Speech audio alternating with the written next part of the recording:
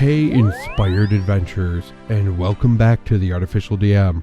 We've all experienced that guy before, whether it's the guy who throws a fit whenever he loses Super Smash Bros., or the child who always wants to get his own way. That guy always tends to be the one at the table who brings issues, not just in the game, but outside of the game as well. This story is no exception. This RPG horror story goes into the tale of that guy known as Big Boy Blue. Big Boy Blue happens to not only be that guy, but a furry and a neckbeard as well. And I will say, not all furries are bad, but this guy really brings a bad name to furries. I think the only furries that come to mind that are worse than Big Boy Blue would either be Kiro the Wolf, Pamperchew, or Snake Thing. Also, before we get into the story, if you want to hear more RPG horror stories, then give me a subscribe. It really means a lot to me. That's enough rambling for me. Let's go ahead and dive into the TG thread about that guy in this RPG horror story. That guy threads finally drew me out. In college we had a group that cycled between two talented role players, one female, one male, myself as DM, mediocre at best, but they loved me, and no one wanted to do the prep work, and a cast of characters who included sexual harassment drunkard, one of the guys, ultra feminist killjoy, and Big Boy Blue, that guy who dressed in blue from head to toe, with stringy, unwashed baby blue hair, a single onesie-like blue jumper, and a heavy fleece dark blue tracksuit. That guy who lived off of Perrier and Pokemon-related lesbian fervor erotica. The kind of guy who lives in special housing due to his psychosis, which includes necrophiliac incestuous notions towards his half-sister. That guy who shoved masturbation cups inside of a Tails plush doll due to his obsession with fox-tailed love. That guy who finally broke down every semester and had to be forcibly removed from the premises with piles of his own feces hidden inside 5-gallon buckets, piss in his Perrier bottles, and mold growing off of his walls. But, I wouldn't want to hassle you with all that jazz, or the stories. Well then, I guess I have set the hook. So gather all around, kids, and listen to the tale of Big Boy Blue. Sing, O muse of the great Blue One. Sing of our battles against his insanity, of blades drawn in dorm rooms, of an attempted ungulated rape, of death of plush animals, and the chaos of a small liberal art school. I went to a picturesque SLAS, small liberal art school, in the middle of bumfloop nowhere. I am a huge flooping man, fat but clean, neck-bearded but allegedly smart, and it works for me. I never understood the concept of the creepy gamer until I got to college. I mean, in high school we were a bunch of young kids from shitty backgrounds, escaping with D&D. You see, at this small liberal art school, the role-playing clique was actually quite large. However, it was mostly controlled, during my days there, by a group of weird, neckbeardy guys who were asocial and led by the gamer girls of the campus, who were so dark and deep that they would draw pentacles on their floors in red paint and be really anarcho-awesome and, well, I had a fiancé. I know. And while she was a few hours away, I wasn't about to go jump on a hag to get into the games, so I made my way. I grabbed my gamers from the fringes, a buddy who played Ultimate and drank Bombay straight, and a girl who was always stuck in her little single room. We got together and started gaming, and it was glorious. We played 2nd edition. I was broke and couldn't afford the then new 3rd edition. We occasionally got members into the game. A roommate here, a girl who saw us drawing on whiteboards in a lab while running a battle, that sort of thing. And then our girl gamer met Big Boy Blue, and my life was changed. We played a pretty high attrition game in my over-the-top herder homebrew. The years make your homebrew look shitty. Everyone seemed to dig it. Humans, sweeping high fantasy, etc. And Big Boy Blue wanted to play an anthropomorphic fox woman. We had explained the game. We ran through the current storyline. Think War of the Five Kings, with an Orlando-inspired gender-bending king-queen, ancient dynasties, blah blah blah. And still, the fox woman. He had a deep story around the fox woman. The only one of her kind, frowned upon by society, but obsessed with repopulating the earth through her mystic magic shite. She was overpowered in that 2.5 with Will in the way tuned up with all sorts of powers, in a game that wasn't feeling the need to bring in megakinesis into the picture. And she was promiscuous. The guy had created long, erotic segues in his discussion of previous lovers, including half of the generals, sorcerers, movers, and shakers in the setting. Everyone was feeling a need to deep dick this sweet four-tailed fox lady. And she produced milk, even though she wasn't pregnant, because, lol, potion brewing! I hate Big Boy Blue's character. Main characteritis, even though she's oppressed. And even though she was frowned upon by society, everyone wanted a piece of her ass? Just, no. Come on.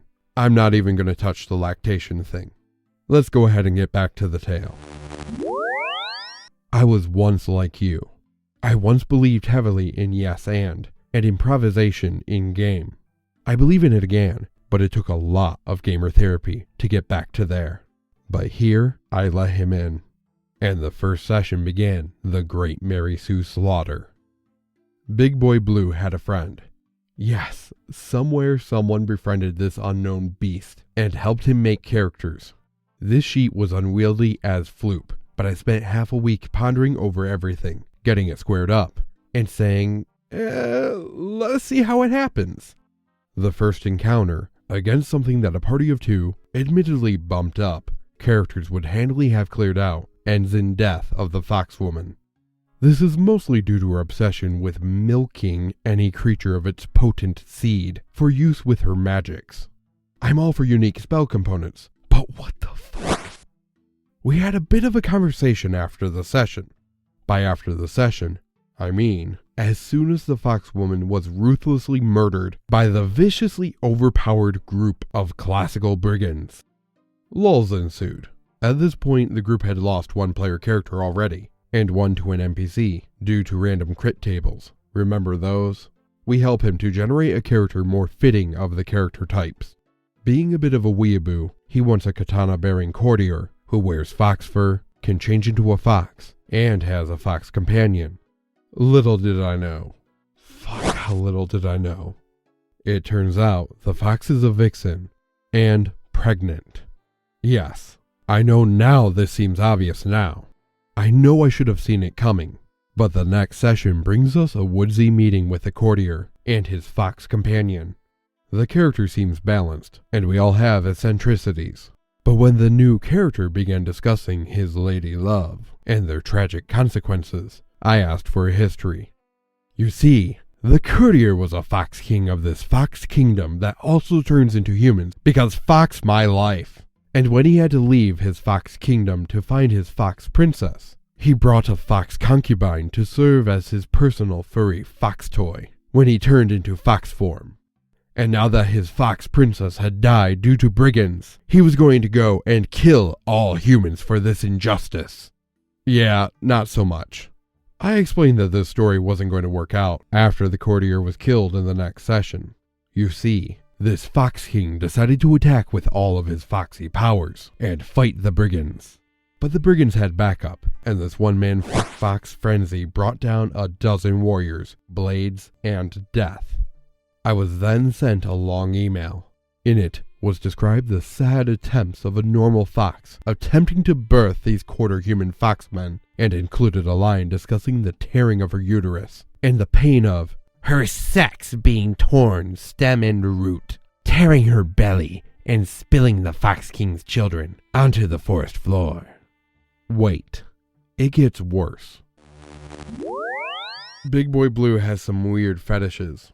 I mean, if the courtier had lived, that doesn't mean he was going to be able to help his concubine at all. So what was his point of sending that email? And of course the courtier had ties with the original foxwoman.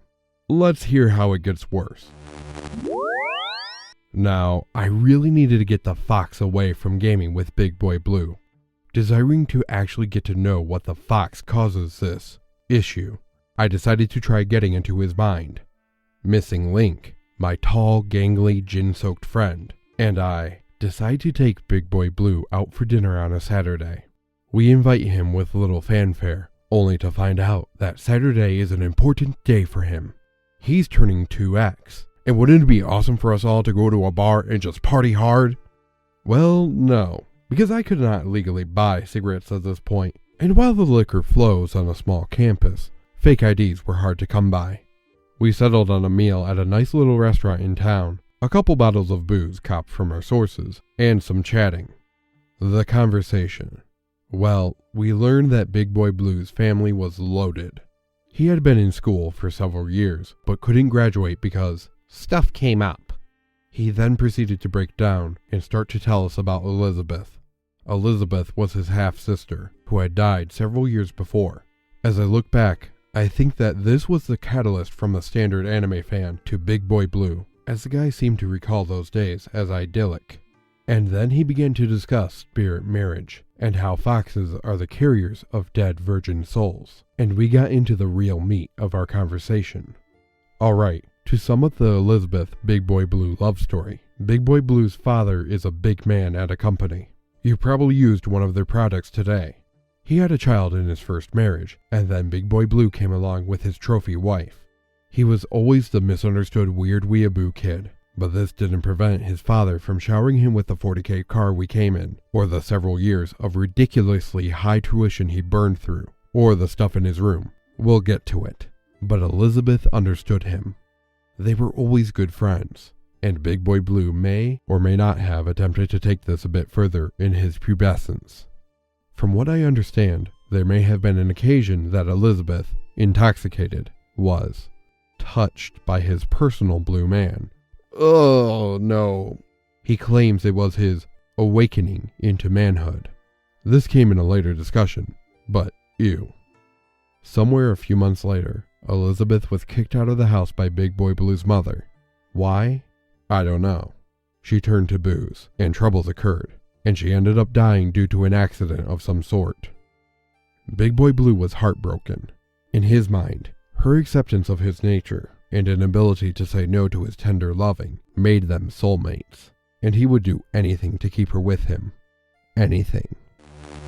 That's a pretty big yikes right there. I really hope that Big Boy Blue didn't do what I think he did to his sister, which may have led to her being kicked out of the house. The stuff that Big Boy Blue was saying about his sister, if any person was saying that about their sibling, you need to recommend that that person goes and sees a therapist. Let's return to the birthday celebration. So we go back to his room. Do you know the smell of quicklime like an outhouse? Imagine that, and stale cum, and a perfume that I will not identify, but imagine a skinktastic Guidette trash scent. Missing Link and I didn't want to sit, but we both had jackets. It was laundry day tomorrow. Fox it. Let's do this. We had purchased a cake for the celebration, and Big Boy Blue dragged out a large tabletop that he set atop a pile of Papa John's containers. To this day, I cannot eat Papa John's, and I'll explain that interlude later. We break into the bottles, peppermint schnapps to go with the cake, and gin and tonics for our favorite drinks. We begin to drink, and Big Boy Blue loves the flavor. You see, he's not allowed to drink due to his condition, and burst toward the bathroom after the first couple of shots. He repeats this 5 times. Drink for 5 minutes, go into his attached bathroom, a big thing in dorm tech at my college for undergrads, retch, then return. This cake and booze binge continues for 30 minutes, and he tells us he just needs to be alone in the bathroom for a bit.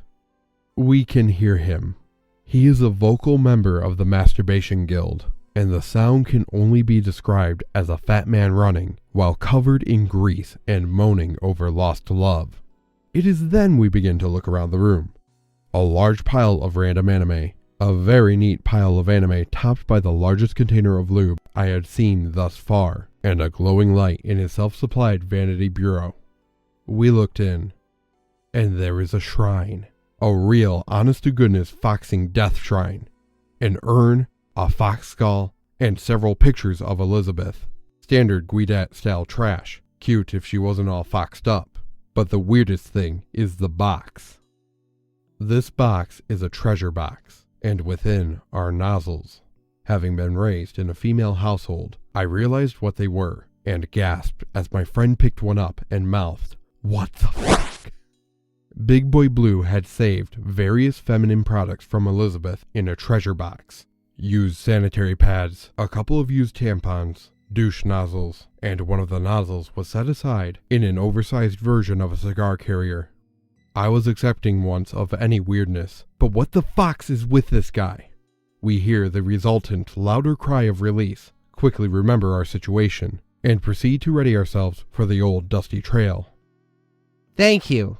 No one has ever made a cake for me. I love you, Anon and Missing Link.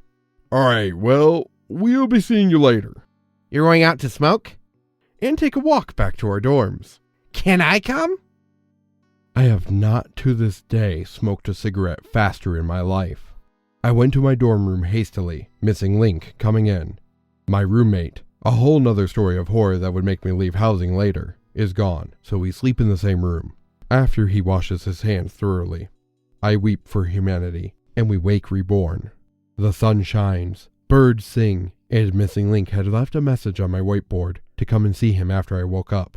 I hear a loud knocking at the door of my room. Who is it? Campus security. Well, fox me. It was all going so well. So I happen to be a not-so-clean living individual in my past. I'm not ashamed of a wee bit of herb and a few recreations, but when you're getting your room tossed for no discernible reason, you pray to the gods that stand and crawl to never, ever have your place tossed by these guards. If someone had decided to call security on this extremely liberal campus, they're looking for guns, hard drugs, something. My room is judged clean. I bring up my rights as a student and get called to meet at the administrative building in the morning on Monday. My weekend, stretched before me, has been sucked into my abdomen along with my balls, in hopes of keeping my scholarship. I go on Monday to the meeting to find Big Boy Blue sitting at the table with the college physician and the dean of students. I am accused of stealing, assault, damaging property, etc. And because of my family background, I have to tap dance for my life. This is a situation I hope no one ever goes through, and they didn't dare foxing do anything to my friend who had money and friends in the alumni association. I get a warning and dragged to speak to the college physician and shrink. They explain that Big Boy Blue is a special case and that, well, I need to grin and bear it because, well, my father is not so good and my scholarship hangs on a thread and Big Boy Blue needs a friend to grow. Big Boy Blue explains later in another long email that he feels horrible, but someone witnessed me taking his missing laptop, one of 3 in his possession, from the room, and considering my poor upbringing, he needed to be sure. I have never felt such a violation, but he wanted us to help him grow, as he needed a friend. So begins my personal hell, and continues the Mary Sue Death March. So Big Boy Blue became my foxing shadow. Ever been forced by an institution to accept someone you despise with more of your being than any living, breathing individual? Well, magnify it. The guy attempted to contact my family if I disappeared to a party. He began to contact my fiancée, whose number he found through taking it out of my phone book, and asking about my likes and dislikes. And the psychosis continued. He started grooming me like any good psychopath. My fridge was stocked with food and liquor. I would find various items around, and the entire 3rd edition collection to that date appeared on my door, fresh from Amazon. I asked for it to stop, but I was stuck in the position. He hired a maid to clean my foxing dorm room, but his own kept getting worse and worse. I would go over, always taking Missing Link or someone else I knew, and see the Perrier bottles stacking up. If I acted as if I were ready to leave this foxed up relationship, I was threatened. I know you have weed in your room. Maybe somewhere you don't know about? I hear that you're going to have a tough time getting a degree when you get expelled for weapons possession. I don't have anything of the sort, by the by. On Perrier, or the best water, was Big Boy Blue's lifeblood. He seemed to subsist on the shit, and there were always more and more bottles. I swear, the kid must have bathed in the shit, and it just kept coming, and the bottles never left. I wonder why. You'll find out soon. But first, let us advance the lifeline here. So, a wild girl appears in my life. Friends, only friends, as I am still committed, but I will not lie about temptation. She was beautiful, and we hung out and shared interests and majors. She came into the game around this time, and as a somewhat old hand in 3rd edition, as much as you could be at the time, she was ever so helpful. As I was kind of stuck in my own blue hell at this point, we attempted to think of a way to get the foxer away and relinquish the hold on my foxing life. Thus began in earnest the Mary Sue Death March. We transferred characters in over 14 sessions, killed 17 of Big Boy Blue's characters. Each fox-like katana-wielding Super Pokemon's asshole who came forward was cut down with prejudice. The next session brings the 20th death, and the comment heard around the campus. Blue's character, his first truly non-fox fuck creation, dies due to a reflection effect from another character's self-research spell. Missing Link says, "Well, new girl, you are a real bitch." And when we came to the 20th death, we finally saw the full face of Blue Rage. It starts slow, a tick in the face, a little of a noise in the back of the throat, then a sudden rush out of the room. We continue playing, having seen Nerd Rage before over player character death. And Fox! 20 deaths with no reaction? Cooler than a polar bear's toenails. And now he decides to snap? I thought we had won the war. Nope. We finally drew first blood on the stone fur freak. I believe the college really messed up here.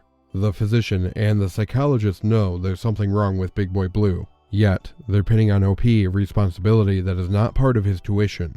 With that being said, killing Big Boy Blue's character over and over again is not acceptable either. However, Big Boy Blue was blackmailing Anon. It's really a rough situation to be in.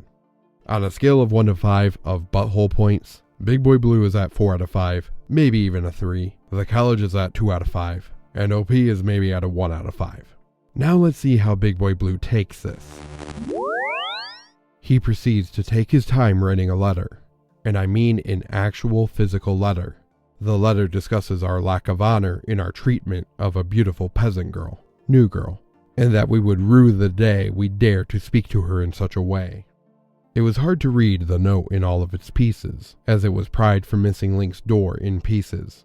You see, Big Boy Blue had decided to use one of those heavy-duty staplers you find on a construction site, and slam about 30 of those foxers through the page, and a knife, covered in what can only be assumed to be the blood he had drawn to sign his name in flourish at the bottom. We contacted an RA and told them the batshit crazy story I have presented to you today. The psychotic foxer was known to be an issue. There were always rumors, but now we had to go speak to the administration about our problems. This will work out well. As figured, our friend Blue's personal friends on the health staff backed this up as a typical episode, and played this bit of psychosis off as boys will be boys. Big Boy Blue disappears off campus as we all leave for winter break, and I am actually foxing lauded for helping him make it through a tough semester. He was carrying high-level courses, for which he was paying off a couple of grad students from a university near his hometown. No one believed me when I explained this, to help him pass with flying colors. The guy was a foxing brick, but maybe he had gained new insights. We return, and it is freezing, foxing cold. But the first thing I see as I ride a shuttle in from the local Greyhound, Big Boy Blue is standing in only his blue onesie, his hair disheveled, and his body reeking of sweat, blood, and other materials. I missed you so much, Anon. I couldn't get a hold of you. I tried to ask for your home phone, but it wasn't available. So I called your fiancée, and she wasn't available, and we should go out for coffee. New Girl and Missing Link are inside waiting for you. I enter my dorm hallway to see yet another example of the strangeness of the mind. He has commissioned art, not bad art, of our adventuring party. Well, one of our adventuring parties. I mean, the guy spent a good amount of coin, and it was an artist I recognized. He explains that he understands that he had some problems, but after spending the break in his dorm room thinking about it, he wanted us to be best friends. And underneath the whole pile, my books for the semester. I had selected my courses, and somehow he knew all of my courses. He explained that he had taken all of the courses. He was of a different major. These were advanced courses, and knew what I needed, even though I never spoke to him about my course selection for fear of it all. He did the same for all of the members of the group. I didn't foxing want it. Any of it. I screamed, and then Missing Link dragged me off to the bathroom. He is way the fox around the bend, Anon. We fox with him now. Stabbing motion. Thankfully, he quit our game, but he became obsessed with stalking New Girl and the group. First Girl started dating someone. Oh God, that is a horror story she could speak to. Other kid an angel demon who made her do things. And it seemed like it was all over. Then I got my job working maintenance and began to see the signs. Weird red symbols are found on my doors. Binding spells, seals of Solomon, the random detritus of someone who has decided to get into the occult. And then there's the dead rodents. Our school was quite sylvan, and squirrels and chipmunks were not an uncommon thing to see. Indeed, a day without them would be strange. But these were rats, torn apart. I mean limbs severed, chest cracked, almost dissected, but things missing. Once I found one still alive, just cut all over. And then there's my last personal one-on-one with Blue. I happened to have obtained a higher state of consciousness for the day, and was enjoying myself with Mr. Link, when Big Boy Blue, destroyer of happiness, comes to sit beside me as I enjoy the first foxing nice day of spring semester. So, wanna come to my room? Nope. But I have stuff for you. Nope. Leave him the fox alone, says Missing Link, who has decided to come along with me. And then Big Boy Blue turns around, and his backpack is moving. But nothing is wrong with Big Boy Blue. No, he's just an excitable boy. Well, Missing Link, New Girl, First Girl, and the game continue. We have laughs, we have some cool role-playing, seasons begin to change. My birthday comes, and it's an epic party. Fantastic stuff. The fiancé cannot come down to visit as she is busy, but the guys and girls of my dorm, knowing I'm the baby, take me out. I find porn, cigarettes, and booze in a pile on my bed the next morning, and a weeping series of voicemails. You see, the fiancé's number was on my caller ID, and Big Boy Blue, speaking to my roommate, got a hold of the number. He began to talk to her about how he was worried about me and her, and how I was getting along with New Girl, and over at her place. And, well, I spent all my nights there. I lost the light of my life on my birthday. She was the sweetest woman I have ever known. We were thick as thieves from the cradle, and this fuck decided to wheedle his way in, and she's gone now. Have you ever felt that before, Anon? You ever know the feeling of wanting to destroy everything someone has ever loved, just to repay the favor? Well, I have. I took off for 2 months. I almost failed my classes. I almost lost my scholarship. But I came back, and I completed it.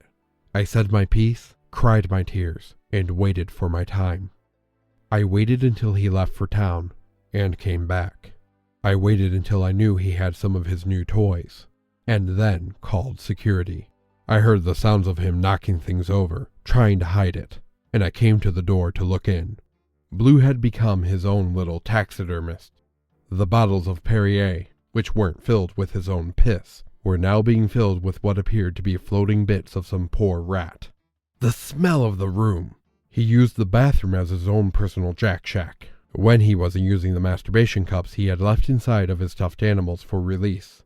He had begun to fill 5-gallon buckets with his feces, and the flies that hovered. He sealed himself into the room with tape. The door was behind a thick wrap of tape, through which he had wound charms of pieces of preserved rat. The smell of piss and formalin and lime and shit. The guy finally broke. He confessed what had happened, all but about the conversations with my fiancé. I couldn't prove it, as the voicemails were wiped foolishly by my roommate during my hiatus. He needed to have more messages from his sex messaging girlfriend. That's another story. I wish none of this was true. I hope you never run across anyone near as bad, because this is when you get to the serial killer tier. From what I understand, Big Boy Blue is currently a very comfortably kept man in one of our nicer institutions of higher insanity.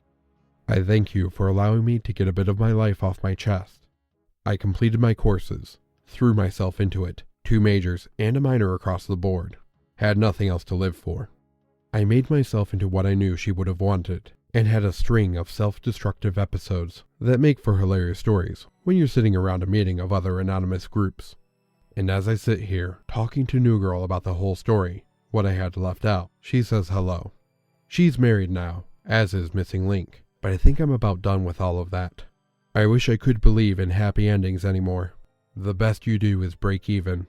I play anymore to make something come out of it all. I work at a job I hate because I'm not exactly the best worker and don't tolerate crazy.